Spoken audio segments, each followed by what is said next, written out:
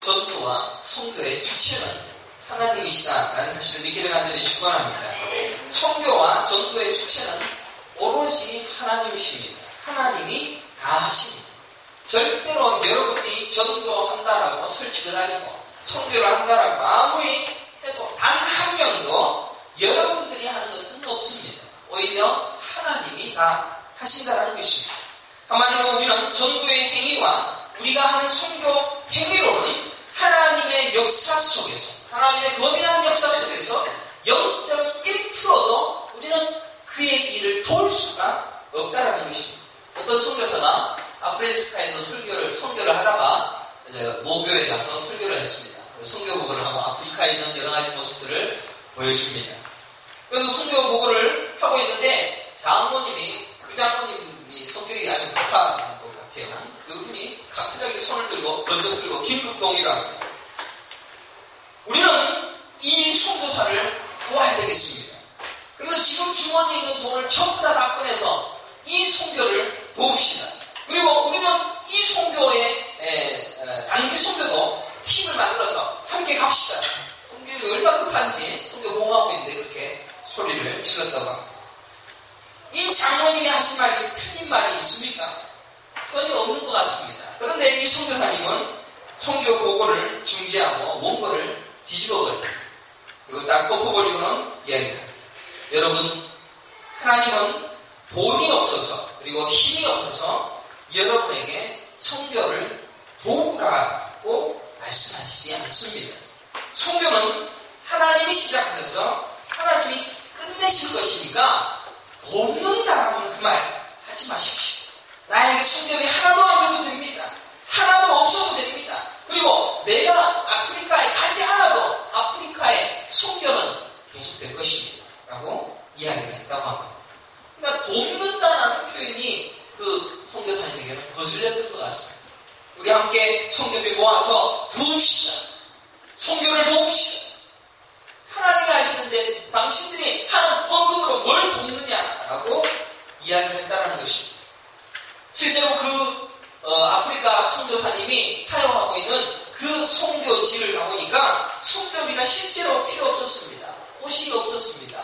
맨발로 다녔고 빤스만 입고 다녔습니다. 현지인들과 같이 살고 같이 먹었습니다. 그러니까 선교비가 필요 없다는 것이죠. 제가 아마존에 계신 어떤 선교사님이 메일이 왔습니다. 의자가 몇 개 필요하고 성경책이 몇 개가 필요하고 뭐가 필요해서 얼마가 필요합니다. 딱 메일로 보냈습니다. 여러 가지 생각이 들었습니다.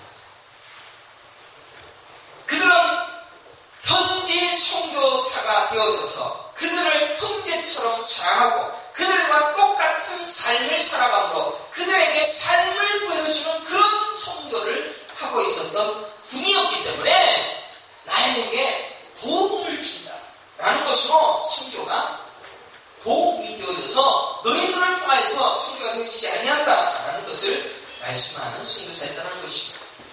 요새 세미나 기관들이 참 많습니다.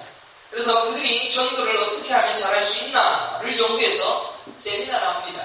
그래서 가테말라에 있는 제일 큰 교회에서도 알파 코스라는 것을 목장 모임이라고 해서 거기에서 뭘 하냐면은 유행가를 부르게 하고 안 믿는 사람들이 와서 거기에서 유행가를 풀어지게 풀어주고 거기서 즐거운 모임을 하면서 성경을 조금씩 가르치는 그런 코스를 가르치고 있습니다. 그래서 몇몇 목사님들도 거기에 참석해서 자기 교회에 그것을 적용시켜 보겠노라고 합니다. 실제로 그런 세미나를 참석을 하려면 세미나 참가비도 들어갑니다. 10만원씩 냅니다. 그 교회를 부흥하는 성도가 많아지는 것인지는 몰라도 그런 부흥이 오게 되어진다. 성도가 많아지게 되어지면 그것을 간증해서 이런 시스템을 우리 교회에 드리니까 교회가 부흥했구나라고 과장을 합니다. 한국에서 알파, 전도 폭발, 셀세미나, 건전한 세미나도 있겠지만 대부분 알파 같은 경우에는 2단으로 우리 교단에서는 결론을 내렸습니다. 그런 알파를 가테말라에서도 여전히 하고 있습니다. 그런 세미나에 참석하게 되어지면 회비를 내게 되고 책도 사야 됩니다. 그러니까 돈을 많이 벌고 그러면 그 알파 세미나에 주지하시는 그런 사람들이 그 돈을 가지고 또 사업을 하고 또 많이 해서 다른 사람들이 많은 것을 만들어가고 있다는 것입니다. 저도 오카노 목사님의 제자훈련에 대해서도 참 동의하고 또 잘하신다라고 생각합니다. 국제제자개발 훈련입니다. 그러나 사실 전도는 누가 하는 겁니까? 하나님이 하시는 것입니다. 하나님이 하시는데 자기가 했다는, 자기가 하니까 보수하고 자기가 전도 국가를 가르쳐서 그것으로 전도가 부흥이 이어졌으니까 그것으로 자기가 돈을 벌게 되시다.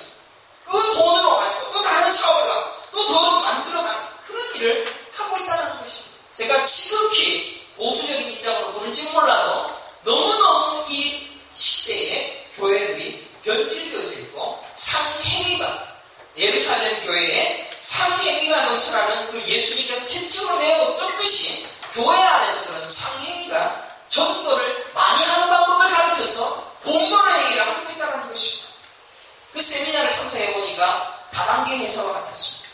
그래서 송공환 목사님이 올라와서 송교하면 이 시스템을 가지고 이렇게 했더니 성장했습니다 여러분. 그러면 아멘 라고 하고요. 그리고 그 개척교회 목사들은 그 쌈짓돈을 꺼내어서 눈물 흘린 그 돈을 내어서 그 세미나를 듣고 그 세미나를, 그 시스템을 자기 교회에 끌어들이려고 하는 그런 열망으로 돌아가고 있다.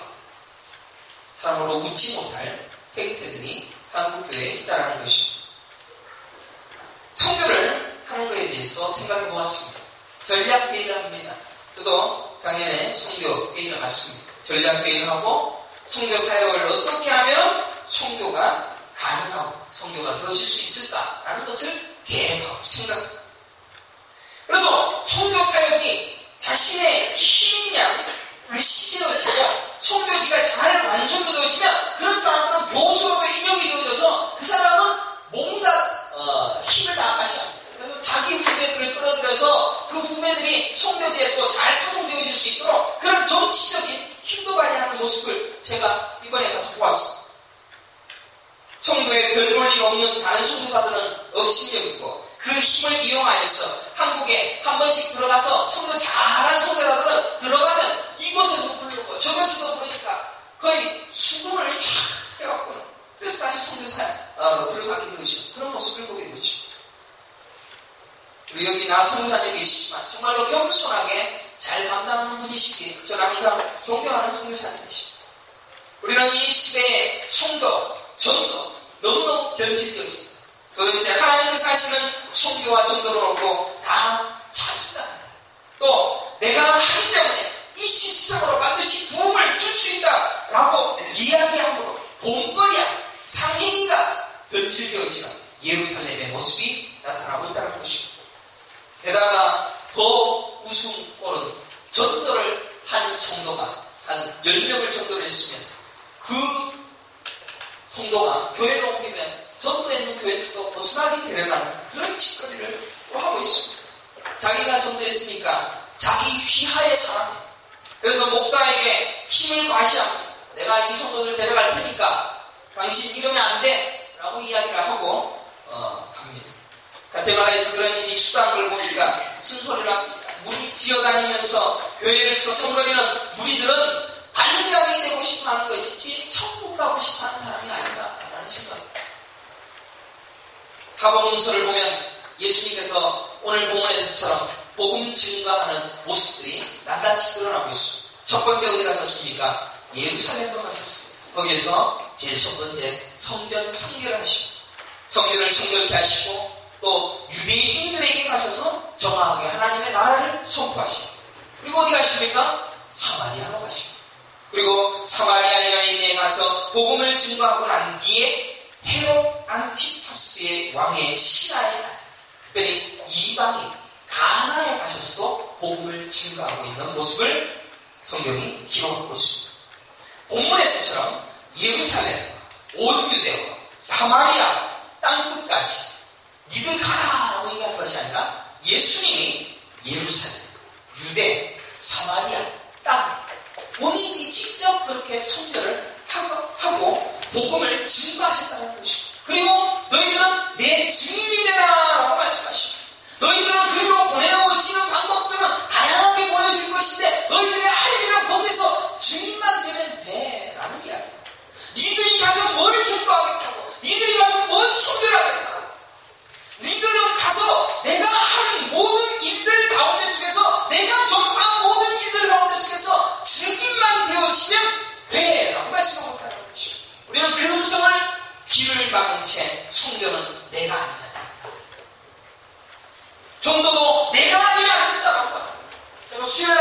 말씀드렸지만 과테말라는 30%, 40% 기독교인들이 그렇게 많습니다. 한국은 8%, 어떤 지역은 5%도 있습니다. 한국이 숨겨지지 과테말라가 숨겨집니다.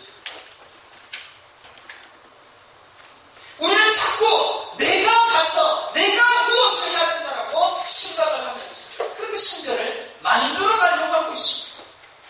오직 성령이 임하시고, 그래서 그 성령이 임하시어서 오순절 다락방에 그들에게 임하시었고 그들은 예루살렘 성전에 모여서 예배하였습니다. 그래서 그 성도의 길 속에서 그들은 열심히 복음을 증거하고 하나님의 말씀을 증거하고 베드로가 설교하니까 수천 명이 회개하는 역사가 일어났습니다. 야, 하나님이 하시니까. 그런데 그들이 예루살렘에서 복음이 시작되어지고 예수님 성령 받은 스데반이 또 똑같은 곳에서 설교를 했더니 한 명도 안 돌아오고 스데반은 돌에 맞아 죽었습니다. 오히려 스데반 때문에 복음을 전하는 그 일이 방해가 되어졌습니다. 핍박이 본격화되어졌다는 것입니다. 그리고 그 핍박을 받고 그들이 유대와 사마리아로 흩어지게 되었습니다. 사도행전 8장 1절을 보십시오. 사울은 그가 죽임당함을 마땅히 여기더라. 그날에 예루살렘에 있는 교회에 큰 박해가 있어서 사도 외에는 다 유대와 사마리아와 모든 땅으로 흩어졌습니다. 그래 예수님께서 하신 사역이 예루살렘과 사마리아와 온 유대와 땅끝까지 이르러 그 사역을 보여주시고 예수님 올라가시고 난 다음에 성령이 오시고 난 뒤에 또 그들 사도를 통하여서 예루살렘을 베드로를 통해 복음이 전파되어지고 스데반이 죽고 난 다음에 유대와 사마리아와 땅끝까지 복음이 흩어지지 아니하면 안 되도록 만들어 가시는 그런 모습이 성경 속에 기록되어 있습니다. 그러니까 선교의 주체는 누구십니까? 하나님이십니다. 게다가 3절을 보면 8장 3절입니다. 사울이 교회를 참멸할세 각 집에 들어가 남녀를 끌어다가 옥에 넘기니라라고 기록합니다. 박해를 받고 그들은 왜 순교가 안 되지? 왜 스데반은 돌에 맞아 죽었지? 바울이 설교할 때는 스데반보다는 훨씬 더 설교 못하던 베드로가 설교했을 때는 3,000명, 5,000명에 얘기하는데 스데반이 설교하니까 돌에 맞아 죽어버렸어. 어떻게 이렇게 되었지? 라고 괴로워했을 것입니다. 그럼에도 그들은 흩어지게 되었지. 알지도 못하는 힘에 의하여 사마리아로 가게 되었지. 알지도 못하는 힘에 의하여 땅끝까지 흩어지게 되어지더라라는 것입니다. 그래서 하나님이 성도의 주체로서 작용하시고 일하고 있다는 사실을 보게 되어질 수가 있다는 것입니다. 실제로 빌립 집사가 그 이후에 성경이 나옵니다. 빌립 집사가 에티오피아 내시를 받습니다. 그리고 복음이 그에게 전파되어서 그를 세례를 주는 장면이 성경에 분명히 기록되어 있습니다. 이 에티오피아는 제가 지도를 찾아보니까 홍해 끝자락에 있는 아프리카 저 동쪽 지역에 있는 곳입니다. 그러니까 땅끝까지 복음이 순차적으로 가고 있는 일이 그대로 성경에 기록되어 있고 그렇게 하고 있다는 것을 보여주고 있다는 것입니다. 하나님은 지금도 일하고 계십니다. 믿으시길 바랍니다. 또 전도 받아야 될 자, 전도 성교가 되어질 자, 하나님 복음이 전도되어질 모든 곳곳에 하나님이 직접 그 일을 하고 있다는 것입니다. 복음이 들어가야 될 장소, 하나님은 하나도 남김없이 하나님이 지금도 일하고 있습니다. 거기에는 부족함이 없습니다. 우리가 안타까워하거나 우리가 힘겨워할 필요도 없습니다. 손을 들고 북한을 향하여 기도합시다. 북한의 지하교회 성도들은 여러분보다 훨씬 더 거룩합니다. 그들을 위하여서 기도하기보다 여러분을 위하여서 기도하는 것이 훨씬 낫습니다. 나의 이 땅의 것을 좋아하는 이것 버리는 것이 훨씬 낫습니다. 그들은 더 거룩하게 천국을 바라면서 어떻게 하면 천국 갈 수 있을까? 천국만 소망하는 진짜 거룩한 주의 백성들, 우리보다 훨씬 더 참된 신자들, 그들을 위하여 기도합니다. 여러분을 위하여 기도하는 것입니다. 하나님은 지금도 일하고 계십니다. 그러니 우리는 하자. 내가 없으면 안 된다. 이 성경은 내가 없으면 안 될 것처럼 그렇게 말하지 마십시오. 내가 헌금 안 하면 안 될 것처럼 말하지 헌금 하나도 하지 마십시오. 그래도 하나님은 하나님의 나라의 복음이 전파되어지는 역사가 있을 줄 믿으시기를 하기를 축원합니다. 그러면 우리는 뭘 받습니까? 두 번째 대신 하나님이 다 하실 건데 그러면 우리는 잠만 자면 되겠네요. 아니면 사업만 열심히 하면 되겠네요. 돈만 많이 벌어서 딸 자식 아들 훌륭한 대학에 보내기만 하면 되겠네요. 충실하게 그래서 교회 안 빠지고 나오면 되겠네요 라고 이야기할런지 모르겠어요. 그럼에도 우리가 할 일은 분명히 있다라는 사실. 심지어 우리가 하는 일로는 단 1%, 단 한 명도 복음 전도를 할 수 없다고 할지라도 우리가 할 일은 엄연히 있다라는 사실. 무슨 일입니까? 그것이 바로 복의 근원이 되라. 따라해보겠습니다. 복의 근원이 되어라. 복의 근원이 되어라. 이 복의 근원이 되어지는 일을 우리는 계속해서 해나가야 된다는 것입니다. 우리는 복음을 받았습니다. 복음은 굿 뉴스입니다. 그죠? 그리고 굿 뉴스라는 것은 좋은 소식입니다. 그러면 좋은 소식을 우리가 받았는데 그 좋은 소식이 이 복음을 받아서 이 복음이 나의 삶에서 진짜 이루어진다는 것을 믿는 사람에게는 복입니다. 하지만 안 믿는 사람에게는 좋은 소식을 아무리 가르쳐도 그거하고는 아무런 상관이 없을 것입니다. 그래서 복음이 믿어지고 또 이 좋은 소식이 내게 알려져서 이것이 내가 내 믿음으로 알게 되었다면 내 인생에 복이 시작되어지고 복의 근원이 되어지는 놀라운 축복이 시작이 되었다는 것입니다. 다시 우리는 복 있는 자입니다. 복음이 믿어지기 때문에 복이 있는 자요. 복음을 아는 것이 내게 있기 때문에 복이 내 안에 이미 존재하고 있다는 것입니다. 아브라함을 복의 근원이라고 이야기합니다. 복의 근원이라고 했던 아브라함이 왜 복의 근원이었겠습니까? 노예가 많아서 그렇습니까? 돈이 많아서 그렇습니까? 재산이 많아서 그가 복의 근원이었습니까? 그는 복의 근원이다라고 말한 것은 하나님이 그를 복음을 아는 자로 구원을 받은 자로 천국을 바라보는 자이기 때문에 너는 복의 근원이 될지라 라고 말씀하셨다는 것입니다. 창세기 12장 2절에 보면 내가 너로 큰 민족을 이루고 내게 복을 주어 내 이름을 창대하게 하리니 너는 복의 근원이 될지라 라고 아브라함에게 약속하십니다. 물론 그는 처음부터 이 복의 근원의 삶을 산 것은 아닙니다. 계속 범죄하고 성상납도 하고 또 자기 아들이 없으니까 종을 부려서 자기 자녀 이스마엘을 낳기까지 하는 그런 복의 근원의 삶을 살지 않습니다. 여전히 세상 것 바라보면서 어떤 방법으로 살아갈까? 어떻게 하면 될까? 하나님이 약속한 이 복이 무엇일까? 그러면 내 자식이 많아져야 되는데 어떤 자식을 만들까? 자기 방법을 구사하는 그런 삶을 살았다는 것입니다. 아브라함은 부활을 당했습니다. 결국 나중에는 자기 아들 이삭을 하나님께 바쳐도 이 아들이 다시 살아날 것을 믿는 천국을 아는 믿음을 가지게 되었다는 것입니다. 거기까지 나아갔을 때 하나님은 너는 복의 근원이야. 그러니까 천국을 아는 모든 자는 복의 근원인 줄 믿으시기 바랍니다. 그 복이 너를 통하여서 흘러내야 복의 근원처럼 살아야 복이 너를 통하여서 나타나게 되어져야 돼 라고 말씀하고 있다는 것입니다. 그렇게 하지 못하는 아브라함이 복의 근원이 되도록 하시기 위하여 하나님께서 훈련시키셨습니다.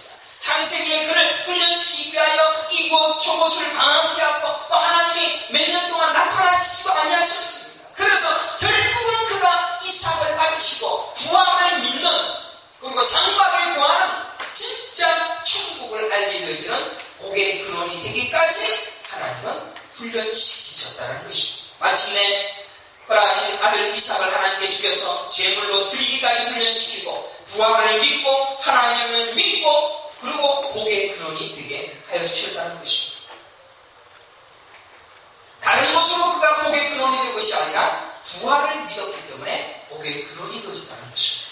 천국을 향하여 장막에 구하는 삶을 살았기 때문에 복이 있는 자, 복의 근원이 되어졌다는 것입니다. 그러면 여러분에게도 똑같이 이 복이 허락되어졌다라고 말씀하고 있습니다. 여러분들은 하나님을 믿습니다. 또한 천국을 믿습니다. 부활을 믿습니다. 갈라디아서 3장 6절에 보면 아브라함이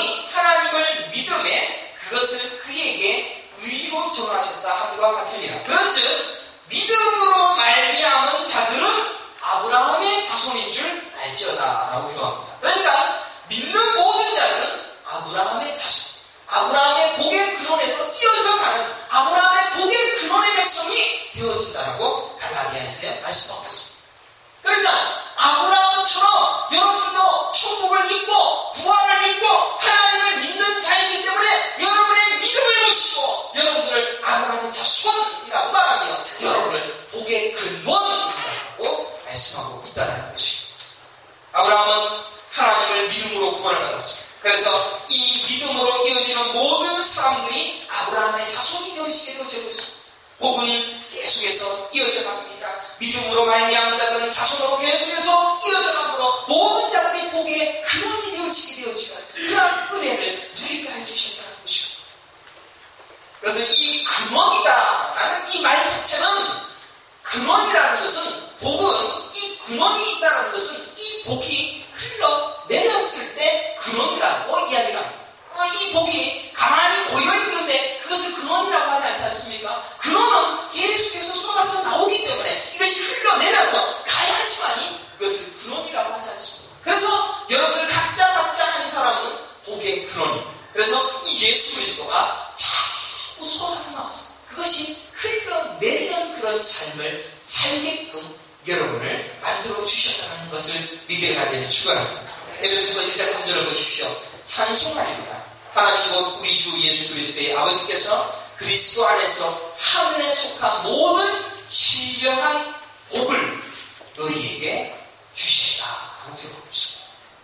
하나님께서 여러분에게 모든 신령한 복을 여러분에게 각각 주셨습니다. 그래서 여러분들은 복의 근원이 되었다는 사실입니다. 그래서 이 복의 근원이 되어서 나를 통하여 이 복이 샘솟듯이 근원적 퍼져나가는 그런 삶을 살아가게 되어지는 그런 인생을 우리에게 허락해 주셨다는 것입니다. 그래서 우리는 이 복이 우리의 삶에서 드러나게 되어지는 삶을 살아가는 그 인생까지 살아가는 것이 복받은 자, 복음을 받은 자의 삶의 모습이라는 것입니다. 우리는 복음을 받은 자입니다. 복을 받은 자입니다. 그러면 이 복이 흘러나와야 됩니다. 그러면 이 복이 흘러나오지 아니한다면 여러분들은 복의 근원이 아니라 복을 가두어두는 가두리 양식장일 뿐입니다. 실제로 복이 아니다라는 것입니다. 복은 반드시 근원이 있어서 그것이 흘러나와야죠. 그래서 복음을 받은 자의 모습이라는 것입니다. 그래서 고린도전서 9장 6절을 보십시오. 내가 복음을 전할지라도 자랑할 것이 없다. 내가 부득불할 일입니다. 만일 복음을 전하지 않으면 내게 화가 있을 것이다. 지금 바울은 정확하게 이 복의 근원의 삶을 인정하고 믿고 그렇게 따라가는 삶을 살아가는 것입니다. 바울은 고백합니다. 나는 복음을 전해도 자랑할 것이 없어. 나 선교를 해도 자랑할 것이 없어. 이것은 부득불할 일이야 라고 해요. 부득불이 뭡니까? 헬라어로 아난케라는 단어로 쓰여져 있습니다. 이것은 마지 못했고 숙명적인 반드시 해야 하며 할 수밖에 없다라는 의미가 아난케, 부득불이라는 뜻입니다. 그러면 부득불, 우리는 당연히 해야 될 일이고 당연히 할 수밖에 없는 일이고 내 인생이 숙명적으로 해야 할 일이 복음 전하는 것이다 라고 이야기를 하고 그 이어서 말하기를 만일 복음을 전하지 않으면 내게 화가 있을 것이다. 그러면 화가 있다라는 이 화가 뭡니까? 천국 못 간다는 이야기. 무섭죠? 좀 목사님이 너무 절로 가시는 거 아닌가 생각하지 않겠습니까? 그러나 우리가 복의 근원이 되어서 이 복이 흘러나오는 그런 복을 받아 누렸기 때문에 복이 반드시 흘러 넘쳐서 복음을 전할 수 있는 것이 당연한 삶이 되어져야 되는데 이 복이 그냥 나만 가지고 있는 것이면 그게 복이 아닐 수도 있고 지옥 갈 수도 있다는 것을 바울이 고백하고 있다는 것입니다. 진짜 복받은 자는 복음을 부득불 전할 수밖에 없다라고 고백하는 것입니다. 복의 근원이 진짜인지 아닌지는 전도를 하고 있는지 전도를 하지 않는지 내 삶을 통하여서 가짜인지 진짜인지를 볼 수가 있다는 것입니다.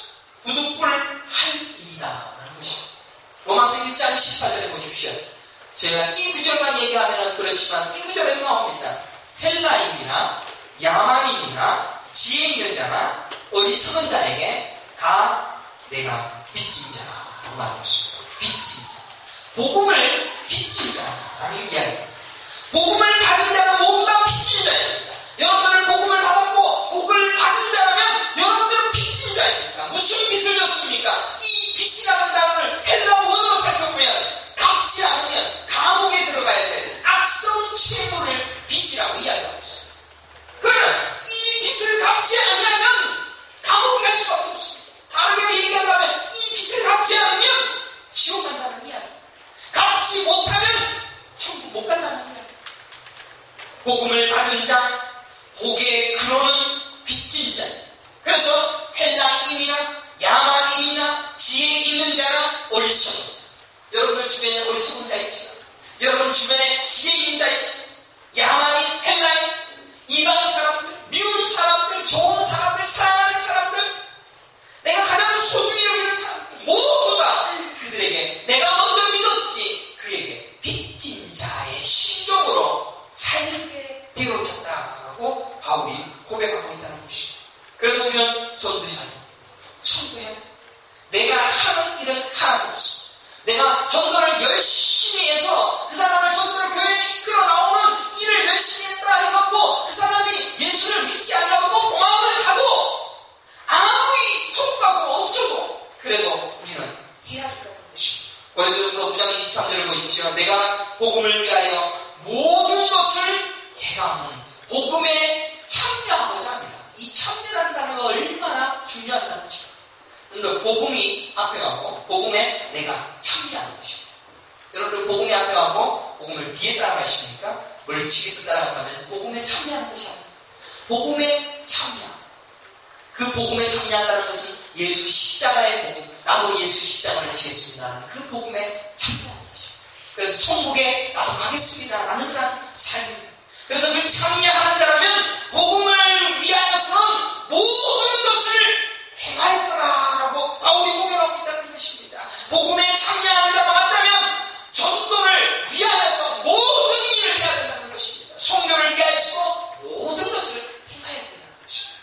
고린도전서 1장 21절에 하나님의 지혜에 있어서는 이 세상이 자기 지혜로 하나님을 알지 못하므로 하나님께서 전도에 미련한 것으로 믿는 자들을 구원하시기를 기뻐하셨구나. 이 말씀이 상당히 어려운 말씀이죠. 하나님의 지혜에 있어서는 이 세상이 자기 지혜로 하나님을 알지 못하므로 하나님이 이 세상 사람들은 하나님의 지혜를 알지 못한다는 이야기입니다. 그래서 여러분들이 전도를 열심히 합니다. 근데 그 전도로 절대로 전도가 되지 않습니다. 근데 그 미련한 것으로도 하나님이 일을 하시기를 기뻐하신다고 말씀하고 있다는 것입니다. 우리의 전도는 미련한 것입니다. 하지만 하나님께서 그 미련한 것으로 결국은 믿는 자들을 구원하시기를 기뻐하시는 데까지 인정해 주신다는 것입니다. 얼마나 쉽습니까? 저도 쉽습니다. 성도도 쉽습니다. 내가 끝까지 책임질 필요가 없어요. 전도 안 된다고 속상해할 필요가 없어요. 내가 뭘 해야 됩니까? 전도.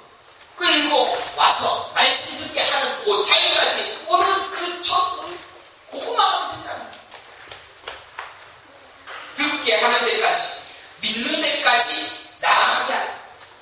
그래서 믿음은 들으면서 나와. 들음은 믿으면서 난다라고 말씀하고 있지 않습니까? 그래서 하나님의 말씀을 듣는 자리에 나오게까지 하는 것. 내가 이게 덜하니까 못하니까 그것까지 해야 되는 거예요. 그렇게 그것이 지금 하나님께서 기뻐하시는 전도라는 것입니다. 사랑하는 성도 여러분, 여러분들은 복의 근원입니다. 믿으시기 바랍니다. 축원합니다. 여러분들 주변에 있는 모든 사람들은 여러분의 복이 근원이기 때문에 이 복이 여러분들 모든 주변 사람들에게 흘러 넘칠 것입니다. 그러나 선택받은 자는 그 복을 받아서 그도 복의 근원이 될 것이지만 복의 근원이 선택받지 못한 사람은 그 물을 그냥 흘려보낼 것입니다. 여러분들 친구를 사귀어도 이런 복 있는 사람을 사귀시기를 바랍니다. 여러분들이 그런 복 있는 사람이기 때문에 그런 사람이기 때문에 여러분들 주변 중에 교회 안 다니고 아직도 이 복의 근원이 되어지지 못한 사람이 있다면 너 친구 잘 만난 거야 라고 얘기하시면 됩니다. 우리 속되시고 지금 야구도 열심히 하시면서 교회도 열심히 오시지 않습니까? 주변의 사람들을 그렇게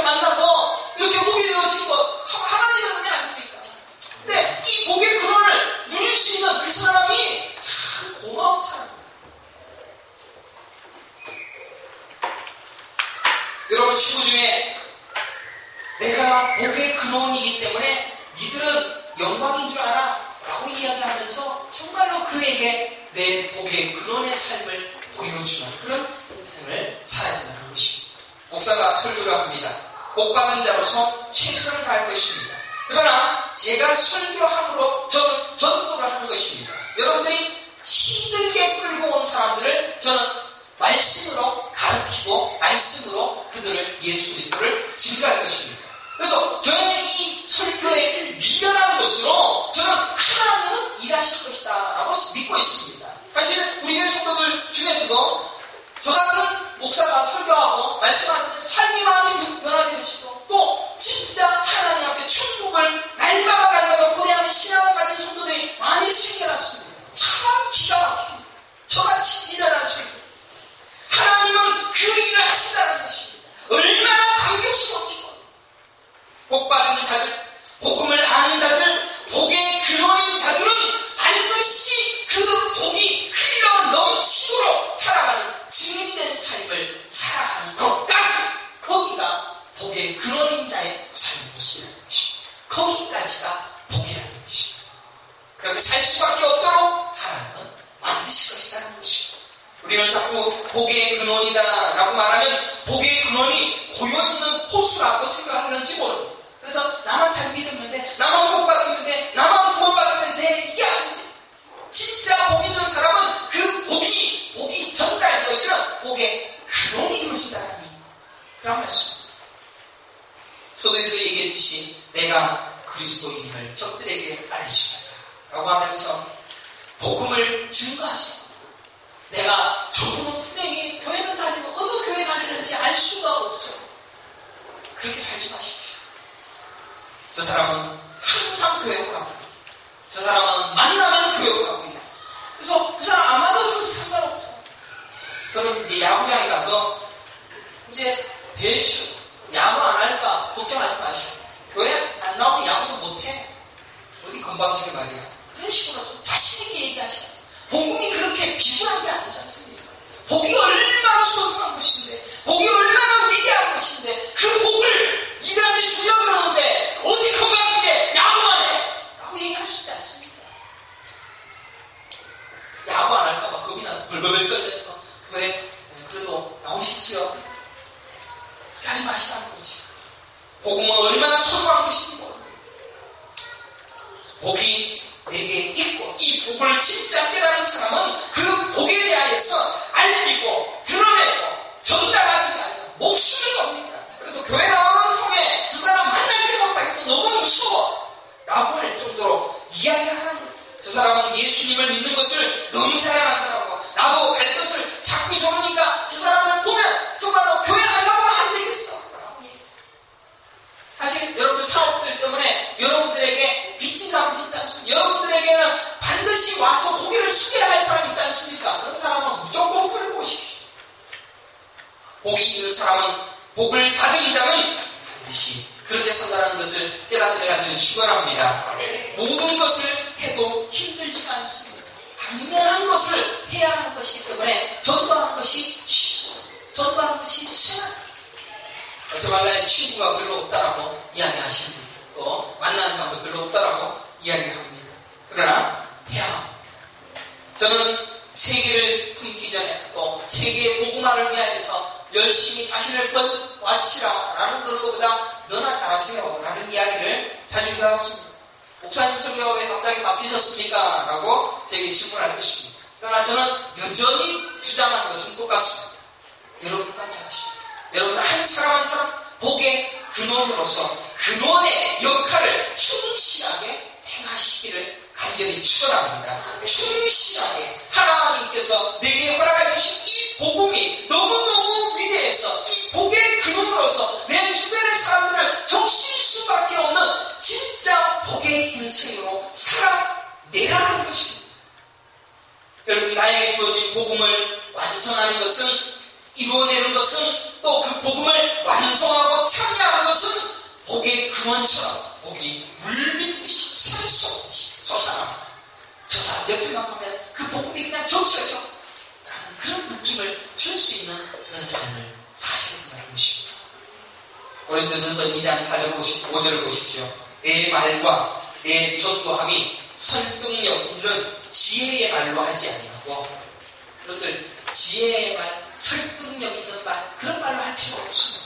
다만 성령의 나타나심과 능력으로 하라고 말하고 있습니다. 성령이 나타나시고 능력으로, 성령의 능력으로 하게 하는 거죠. 여러분들 머리를 아무리 굴리고 저 사람 어떻게 나올 수 있을까 아무리 생각해도 하나님은 하시게 되어 있습니다.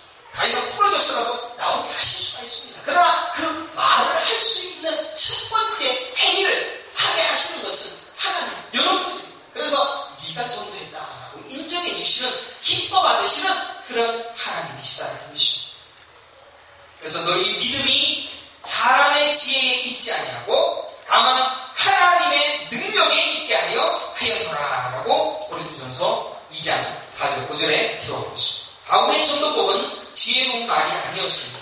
소위 말하는 세미나가 가르치는 구역 모임을 하는 과테말라 어떤 교회의 목장 모임, 유행가를 부르고 크레스기아, 부부학교, 그런 프로그램으로 그들을 전도하는 것이 아니다라는 것입니다. 오로지 성령의 나타나심과 성령의 능력으로 하기를 원하십니다. 이제 축원합니다. 그래서 하나님의 능력이 드러나기를 소망한다라고 결론을 맺으면서 그런 복음 증거의 삶을 내가 어떻게 하면 살 수 있을까 연구하시라는 것이죠.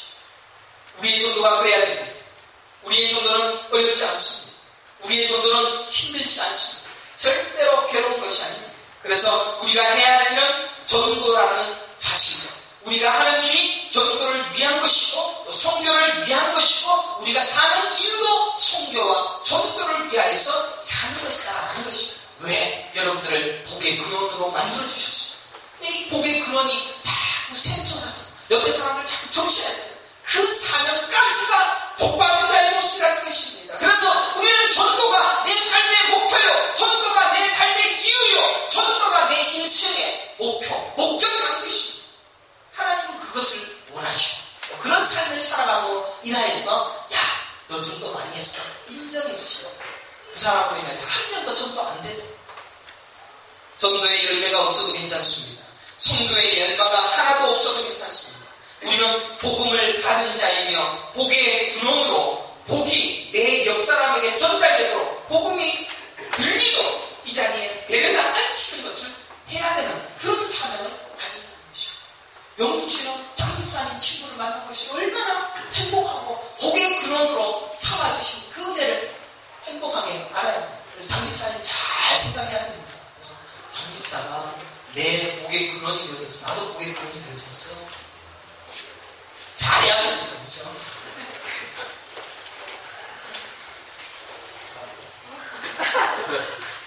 박사입니다. 그래서 우리는 어렵지 않습니다. 그리고 그 사람이 변화되어지기를 기대하고 야, 저 사람 언제 집사 될래? 언제 또 저 사람 신앙이 커질래? 그런 걱정 안 해도 됩니다. 말씀을 들었는데 그 사람이 받아들이지 아니하고 잘하지 아니한다면 참, 그 사람 하나님이 어떻게 하시겠지? 라고만 생각하시면 됩니다. 기다려주고 인내하시면 됩니다. 목사는 그래서 하나님을 가르칩니다. 예수님을 설교합니다. 그런 일을 하라고 제가 여기 있습니다. 목사가 별 일도 안 하는데 돈도 많이 받아갑니다. 조그만 교회에 이렇게 많이 받아가는 목사가 어디 있습니까? 빠또르스에 좋은 집에도 삽니다. 그러나 저는 연구하고 배우어서 가르치고 설교하는 자라고 여러분들이 여기를 저를 세워주셨습니다. 그래서 저는 그것을 위해서 목숨을 걸고 최선을 다할 것입니다. 그리고 저의 설교와 하나님의 말씀을 증거하는 모든 방편과 방법들을 총동원해서 광고도 할 것이고 책자도 찍을 것이고 CD, DVD 아낌없이 나눠주고 배울 수 있도록 하는 일에 최선을 다해야 되겠구나 라는 생각을 하게 되어졌습니다. 왜? 나는 복의 근원이니까. 여러분들도 다 복의 근원 아닙니까? 교회에 헌금이 모이면 제일 먼저 해야 할 일이 건축하는 것이 또 좋지만은 우리가 전도하기 위하여서 복의 근원의 삶을 살기 위하여서 복음이 들려지게 하기 위하여서는 아낌없이 써야 된다고 생각합니다. 그래서 언교는 하나님이 시작하셔서 하나님이 끝내실 것입니다. 또 과테말라의 한인들 중에 지금 하나님의 선택받은 자들이 이거는 제가 편집해야 되겠지만 여기 있는 성도들밖에 없다라고 할지라도 전도해야 돼요. 믿으시길 바랍니다. 여러분들 천국 갈 것을 믿으십니까? 그러면 이 천국 갈 수 있는 사람이 요거밖에 없다 할지라도 그래도 전도해야 된다는 것입니다. 왜? 우리는 복의 근원이고 복의 근원의 삶을 살아야 돼요. 복의 근원 이기려입니다. 복의 근원이 가만히 있으면 썩습니다. 자꾸 샘 쏟듯이 올라와야지만이 복이 됩니다. 여러분의 복이 근원이라면 복받은 자라면 그 복을 받은 자로서의 삶을 살아내는 것까지, 그래서 부디 그리고 감당하고 복받은 자로서의 빚진 자로서의 삶을 반드시 살아내야 된다는 것입니다. 사실은 여러분들 남편이 예수를 안 믿습니다. 그러면 복음을 증가하기 위하여 이 사람 전도해야 돼, 왜 데려와야 돼 라고 한다 그러면은 이 남편이 얼마나 잘해줘야 되지 뭐. 밥도 잘해줘야 되고 주물러 달라 그러면 주물러줘야 되고 정말로 성심성껏 봉사를 해야지만 이 남편이 한번 교회 와줍니다. 더럽고 치사해도 그렇게 해야. 그래서 거기에서 내 거룩이 완성이 되지 않습니까? 내 시어머니가 나를 너무너무 괴롭힙니다. 그래서 이 시어머니가 예수를 안 믿어요. 시어머니를 성심성의껏 얼마나 더럽고 치사합니까? 그래도 내가 복의 근원이, 니보다는 내가 복의 근원이, 내가 훨씬 나은 사람이기 때문에 너를 이 복의 근원으로서의 삶을 내가 살아가노라 라고 하면서 그 거룩의 삶을 살아내는 것입니다. 여러분들 친구들 중에서도 예수 안 믿는 사람, 그런 사람들에게도 나는 복의 근원이야. 네가 나보다 좋은 차 끌고 나는 지금 프라이드 끌고 다녀도 그래도 나는 복의 근원이야. 이런 시선을 가지고 그 사람을 전도해. 야, 그 사람 돈 많다고 고개 숙일 필요가 없습니다. 목사가 개척할 때 교인이 10명도 안 될 때 저기 빠꾸로스대 17아베니다에 있는 그 교회는 교회당이 너무너무 큽니다. 거기에 10명도 안 되는 성도들이 다 앉아서 예배를 드리는 그때에도 저는 전도지, 광고, 책자 만들기, CD, DVD 아직도 돌아가요. 그래서 그걸 아직도 기억하는 사람이 있어요. 목사님 개척하시는데 뭔 DVD를 이런 걸 주시고 왔는지 안 왔는지 몰라요. 그걸 봤다라고 가지고 있는 사람도 있다고. 그때 당시에 다 제 생활비에서 쪼개어서 그 일을 감당했습니다. 그게 뭐 잘했다라고 얘기하는 것이 아니라 당연하기 때문에. 그러나 지난 과거입니다. 지금부터입니다. 그리고 여러분들도 이제 그 일을 하셔야 됩니다. 같이 할 수 있기를 간절히 소망합니다. 가테말라의 구원받을 자가 이제 더 이상 없다라고 할지라도, 그리고 천국 갈 사람이 여기 있는 사람밖에 없다라고 할지라도 우리는 복의 근원의 삶을 살아야 됩니다. 그래서 내 주변에 있는 모든, 그리고 현지인들까지, 내가 만나고 있는 사람들이 현지인들까지 이 전도의 사명, 선교의 사명을, 이게 내가 복의 근원이기 때문에 이거 하는 거야. 내가 더럽고 치사해서 하는 게 아니고 내가 복의 근원이기 때문에, 내가 니들보다는 훨씬 더 놀라운 복의 근원 자이기 때문에 살아. 그런 자부심으로 복음을 증가하는 자리에 끝까지 나아가 그 일을 위하여 충성스럽게 감당할 수 있는 은혜의 성도들이 되시기를 간절히 축원합니다. 이 말씀 생각하시면서 456장